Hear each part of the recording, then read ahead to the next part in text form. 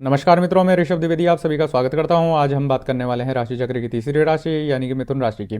मिथुन राशि वालों के लिए वर्ष 2026 परिवर्तन, विस्तार और आत्ममंथन का वर्ष रहने वाला है। ग्रहों की चाल, विशेषकर बृहस्पति और शनि का गोचर इस वर्ष आपके जीवन के कई पहलुओं में स्थिरता और नए अवसर लेकर के आएगा। और साथ ही साथ जानेंगे आपके करियर, प्यार, परिवार और सेहत के बारे में। सबसे पहले बात करते हैं परिवार की। तो वर्ष की शुरुआत में पारिवारिक जीवन में थोड़े उतार चढ़ाव देखने को मिल सकते हैं, क्योंकि केतु के प्रभाव से छोटी मोटी गलतफहमियां हो सकती हैं। लेकिन मध्यवर्ष यानी 2 जून 2026 के बाद जब देवगुरु बृहस्पति कर्क राशि में आपके कुटुंब भाव में प्रवेश करेंगे तो पारिवारिक माहौल बहुत खुशनुमा हो जाएगा। खासकर परिवार में किसी मांगलिक कार्य जैसे विवाह, पूजा का आयोजन भी हो सकता है और साथ ही साथ भाई बहनों के संबंधों में सुधार भी होगा।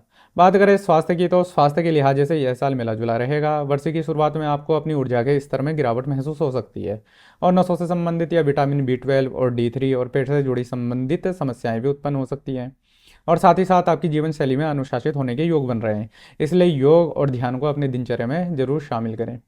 सितंबर का महीना स्वास्थ्य के लिए सबसे बेहतर रहने की उम्मीद है। अब बात करते हैं करियर की। तो करियर के लिए ये साल बेहतरीन है। शनिदेव की स्थिति आपको मेहनत का पूरा फल देगी। जो लोग नौकरी में हैं उन्हें साल के मध्य, विशेषकर जून के बाद में पदोन्नति या वेतन में वृद्धि मिल सकती है। और यदि आप नौकरी बदलने की सोच रहे हैं तो मार्च के बाद का समय आपके लिए अनुकूल है और आपके कार्यस्थल में आपके काम की सराहना भी होगी। हालांकि कार्यस्थल पर जिम्मेदारियां भी बढ़ेगी, लेकिन आपको अपने बॉस और वरिष्ठ अधिकारियों का सहयोग भी मिलेगा।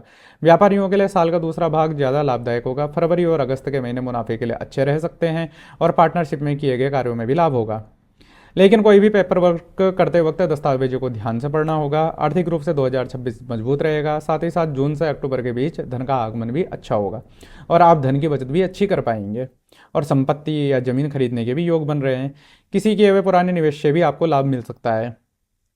लेकिन साल की शुरुआत में कुछ अनावश्यक खर्च भी बढ़ सकते हैं, इसलिए बजट बना करके आपको चलना होगा।